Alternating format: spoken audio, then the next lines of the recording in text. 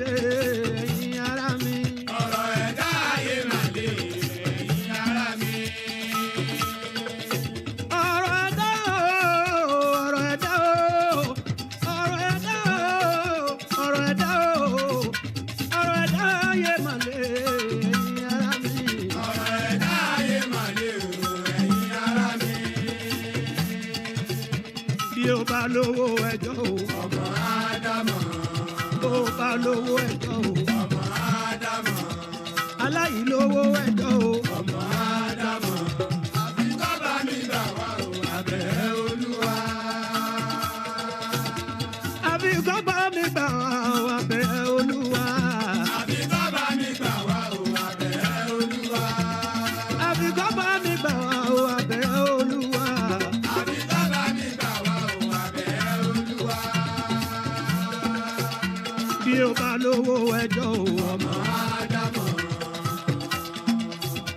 aláìlówó ẹjọ́ o. ọmọ Ádámọ̀. àbí kọ́ bá mi gbà wá o abẹ́ Olúwa.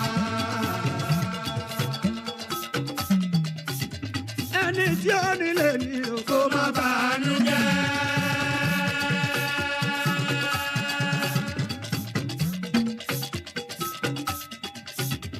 ẹni tí ó nílé ní. ó lè ní lára.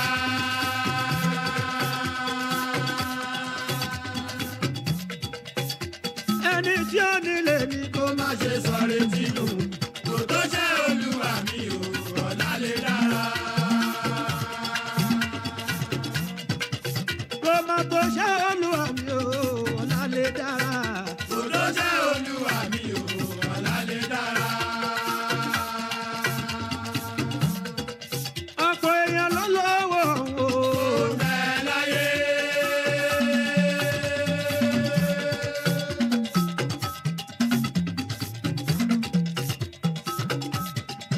ọ̀pọ̀ èèyàn ló lówó o. ó lálàáfíà. tó fẹ́ gbà mí o gbà mí Olúwa.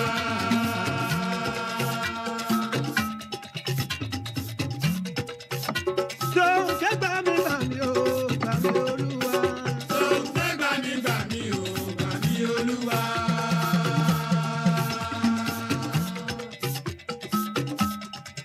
ọ̀rọ̀ àyìnlágbẹ́ lábẹ́ ni o. Abẹ́sọ̀ fáyé.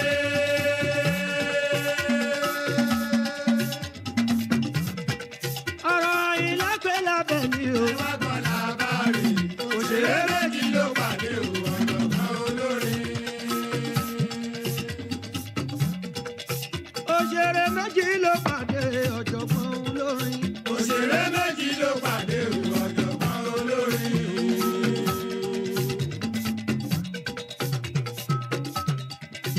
bàdájọ́ bá bàdájọ́. Ṣébi kò burú.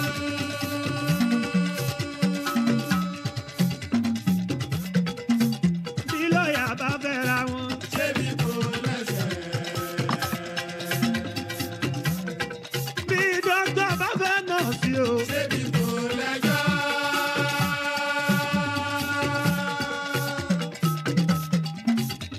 àyìnlá sí bàbá ni. Ṣébi kò lẹ́sẹ̀. wọ́n ti ní ọlọ́ọ̀gùn. Bíṣọ̀pù Àbíkú. Òṣèré méjì ló pàdé o, ọ̀jọ̀gbọ́n olórin. òṣèré méjì ló pàdé ọ̀jọ̀gbọ́n olórin. Òṣèré méjì ló pàdé o, ọ̀jọ̀gbọ́n olórin.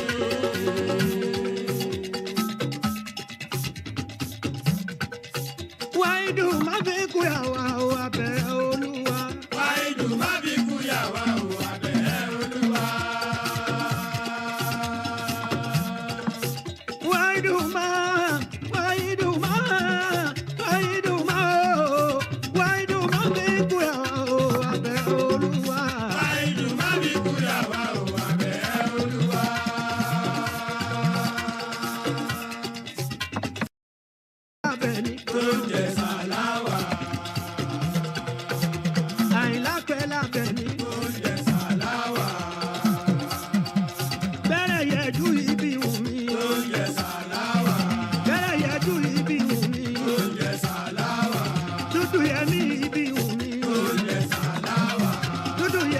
alábẹ́ni. Oúnjẹ sàláwà. Ọmọ ẹ̀fẹ́ alárọ̀ mi. Oúnjẹ sàláwà. Àyàkọ́lá kọ́lí tì mí. Oúnjẹ sàláwà. Wáìdù má Má fi kúyàwó àwọn abẹ́rẹ́ olúwa.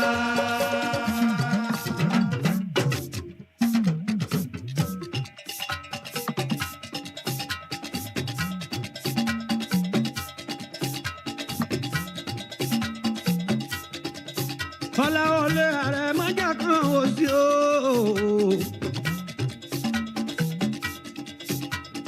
Àwọn pẹ̀lẹ́nu wọn lè jà o. Tó bá yà wọ́n parí ẹ̀bùn wa tán o.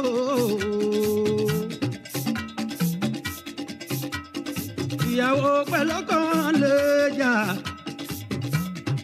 Bó bá yà wọ́n parí ẹ̀bùn wa tán o. Adúpẹ́ péjà náà wá parí tọkọtaya o. Àbẹ̀ní adé mi o. Àbẹ̀ní ìbíhùn mi Àbẹ̀ní mi. Bẹ̀rẹ̀ ló yẹjú àyà mi Àbẹ̀ní mi. Lédi wákàkùn mi àyà mi ni. Ọmọ ẹ̀pẹ́ alárọ̀ mi ogun mọ́tẹ́dẹ́ mi o. Ibi wíwí aya wa tó ìdí o. Lédi wákàkùn ìyá aya bàbá Alábẹ́ni o.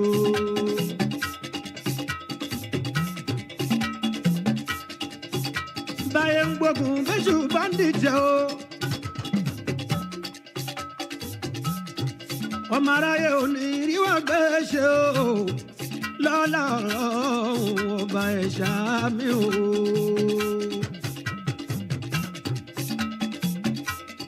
Sàláwà ní Àbẹ̀ní.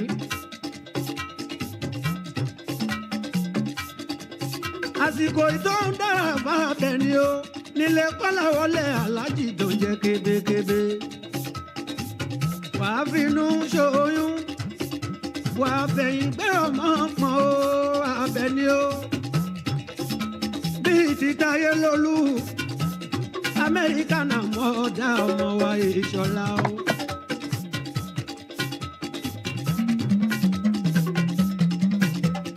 Ìjà ló dé lórí ìdòwe o Àbẹ̀ní o. Ìjà ló dé lórí ìdòwe o Kọ́láwọlé. Adúpẹ́ péjà náà wá parí tọkọtaya o.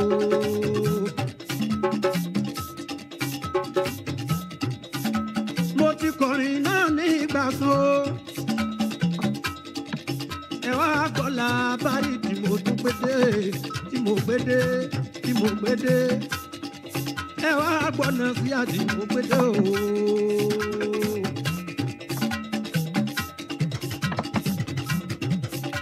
Mo ní ǹjọ́ lẹ́yẹ káyà bí mo bọ́ ọkọ ẹ̀ kó máa jọkọ. Ń ṣe náà ṣì mí gbọ́ nílẹ̀ òdu o. Kọ́láwọlé kì í ṣe é bú ni mo fi sọ o. Kọ́láwọlé èmi ní ọjọ́, èmi ní ẹjọ́, Kọ́líńtì ní ẹjọ́, kì í ṣe àwọn ní ẹjọ́, Sáídì ní ẹjọ́, Kàfáyá ní ẹjọ́, Yùsúfù ní ẹjọ́, Bọ́sẹ̀dé ní ẹjọ́, Adéráyọ̀ ní ẹjọ́, Olújùwọ́n ní ẹjọ́ o. Bí o bá bímọ nísẹ̀yìn èmi ní ẹjọ́. Àwa ní ẹjọ́ kì í ṣàwọn ní ẹjọ́. Bí o bá bímọ nísẹ̀yìn àwa ní ẹjọ́. Kọ́láwọlé èmi ní ẹjọ́. Kọ́láwọlé èmi ní ẹjọ́. Àyìnlá ní ẹjọ́. Rasaki ní ẹjọ́. Olújùwọ́n ní ẹjọ́. Abọ́sẹ̀dé ní ẹjọ́. Adéráyọ̀ ní ẹjọ́ o. Bí o bá bímọ nísẹ̀yìn èmi ní ẹjọ́. Àwa ní ẹjọ́ kì í ṣàwọn ní ẹjọ́. Bí o bá bímọ nísẹ̀yìn àwa ní ẹjọ́. Ìbíhùn mi aya wa ni. Ìbíhùn mi aya wa ni. Ẹ má bá ń pa o Àbẹ̀ní Sàláwà tó. Aya wa ni ẹ má bá ń bá.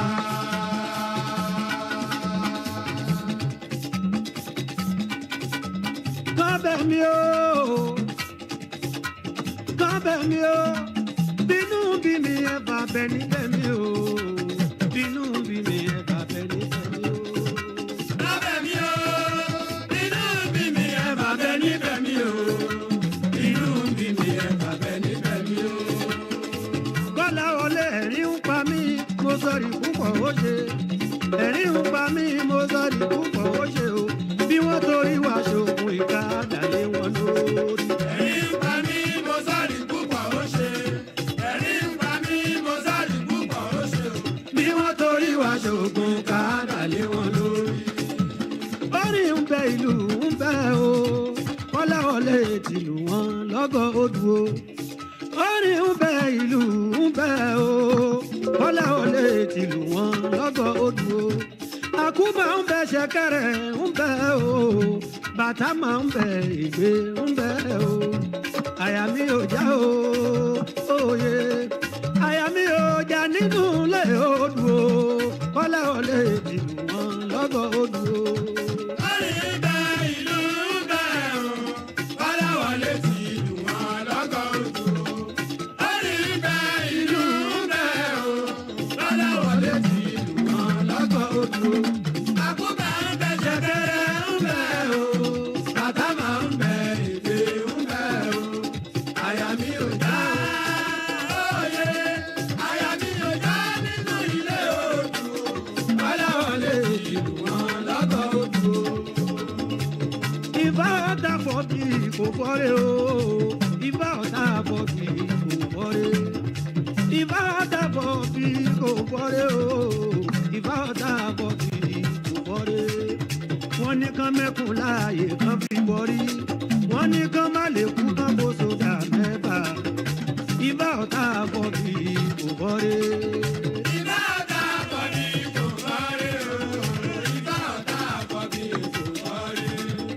Ìbá ọ̀tá àbọ̀bí kò fọ́rẹ́ o. Àyìnlá ìbá ọ̀tá àbọ̀bí kò fọ́rẹ́. Wọ́n ní ká mẹ́kùn láàyè kan fi bọ́rí. Wọ́n ní kán má lè kú kán bó sódà mẹ́fà. Ìbá ọ̀tá Ìbá ọ̀tá fọ́bí kò fọ́rẹ́. Bóyá àgbẹ̀ ló láró, ó dá mi lójú o. Àgbẹ̀ ló láró, kí ẹ máa kọ́ o. Ó dá mi lójú àtòlólòdò. Onídàá ló ní ilé ìwé gbogbo níjẹ́ o. Ọ̀pẹ tí a bá mọ̀ tí ẹyẹ á fi jẹ́ o. Ìmọ̀lẹ̀ lè òkùnkùn, ó kàsẹ̀ nílẹ̀ o. Ẹgbẹ́lẹ́gbẹ́ bàràdá inú bẹ́yẹlé. Ẹgbẹ́lẹ́gbẹ́ bàràdá inú bẹ́yẹlé. Bóyá àgbẹ̀ ló láró, ó dá mi lójú o. Àgbẹ̀ ló láró, kí ẹ máa kọ́ o. Ó dá mi lójú àtòlólòdò. Ṣé ẹrú mi máa bọ́ kò ní bá pa lórí gbogbo níjẹ́ o? Ọ̀pẹ tí a bá mọ̀ bá pa lórí ẹyẹ á fi jẹ́ o. Ẹja ló ní kú o, àdàmọ̀ ló ní kú, ó kàsẹ̀ nílẹ̀. Kọ̀láwọlé kì í wá lójú, ó lé dé ilé o. Ẹgbẹ́ wa pè é ìyàwó ọ̀dúnrẹ́ ìgbà fún un. Èmi sọ̀kà, ó mú àṣẹ lẹ́nu o.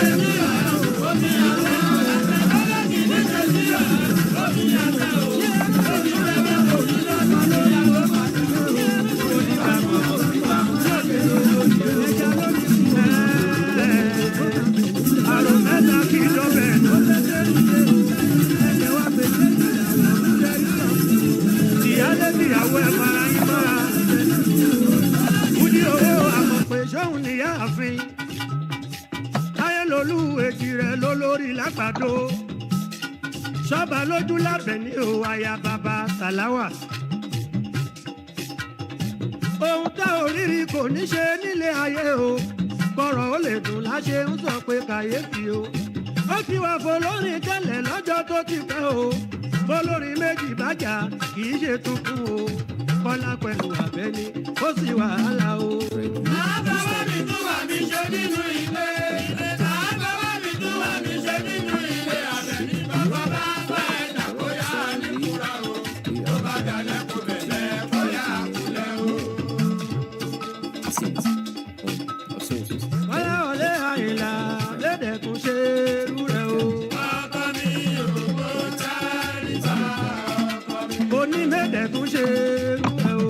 Ọkọ mi ò kó jáde bá ọkọ mi. Olówó orí ni dákúnlé o. Ọkọ mi ò kó jáde bá ọkọ mi. Èṣù ló bá sábàbí ọ̀rọ̀ o. Ọkọ mi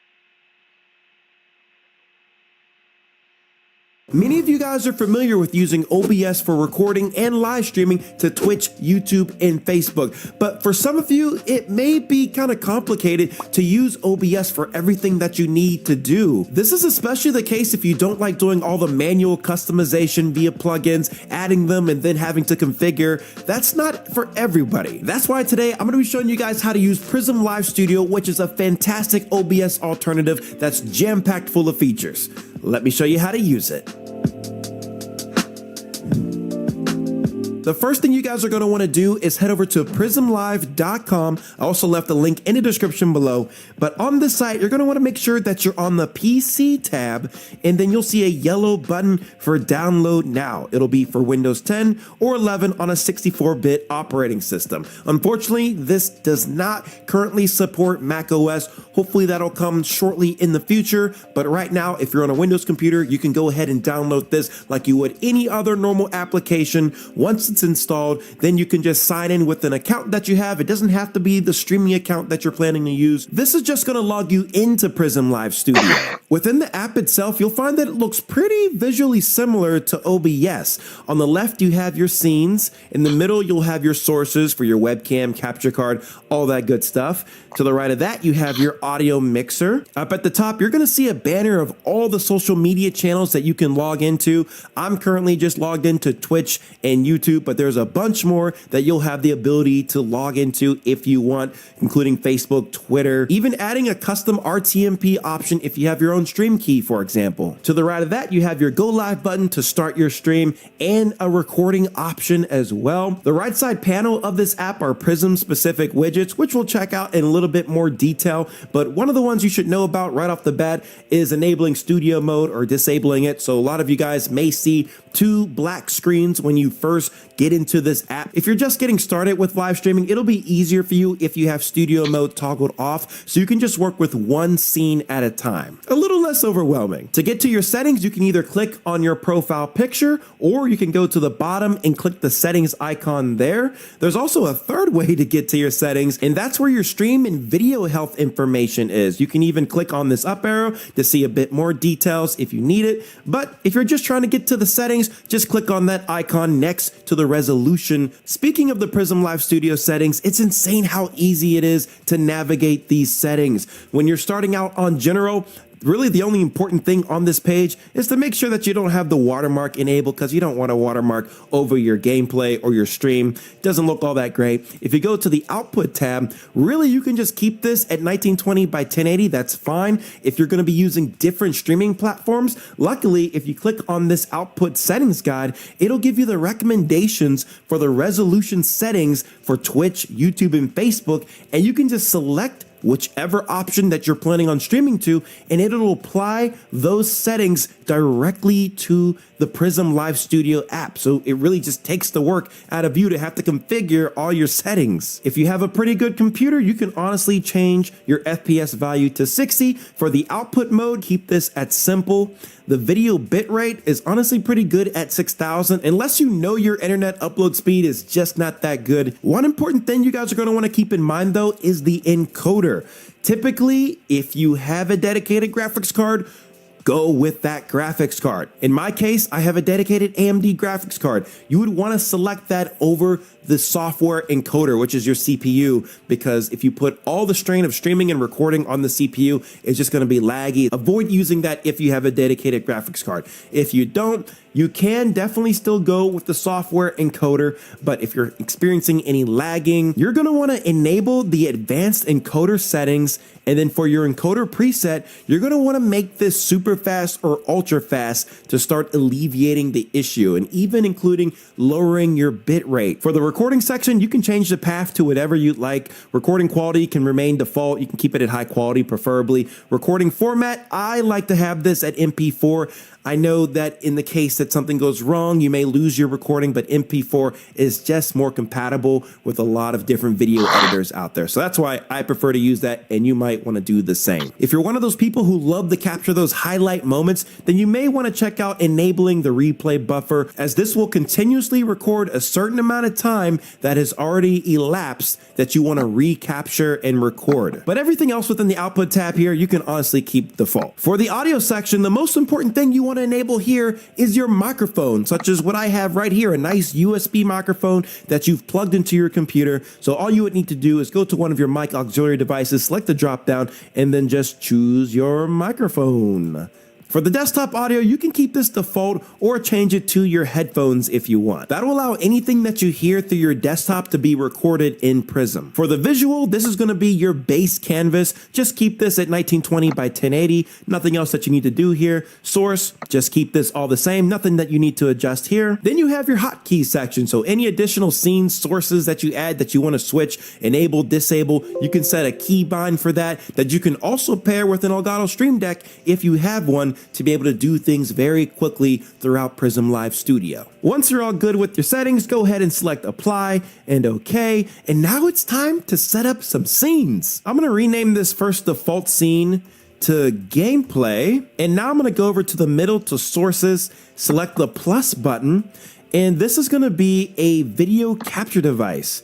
We're going to select that, then OK. We're going to call this the capture card. And now we wait a little bit, and this is the capture card we're going to go with. Deactivate, activate, and there is my gameplay. Nothing else that I need to do here. Everything looks good. We're going to select OK. And now you see my gameplay right within the scene. I want to make sure that my audio is coming through for this capture card source. As you can see in the mixer, we don't see anything here. So what we can do is select the plus button, and we can add a mic audio capture device. That's one option, but we can also go to our settings, go to audio, and then for another